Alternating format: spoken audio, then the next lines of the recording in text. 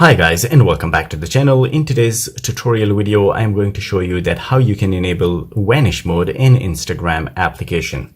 So to begin with, you need to open your Instagram application. Once you do so, you need to tap on the messages. Once you tap on the messages, you need to select the chat that you want to enable Vanish mode on.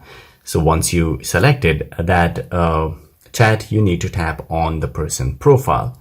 So from here, you need to tap on privacy and safety. Here you will find the Vanish mode. Just enable that one.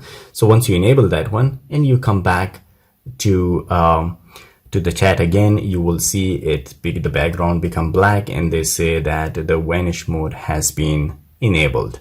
So guys, there is another way to enable Vanish mode as well. So if I go to another chat from here, all you need to do is to swipe up a bit, and as you can see, the Vanish mode has been enabled.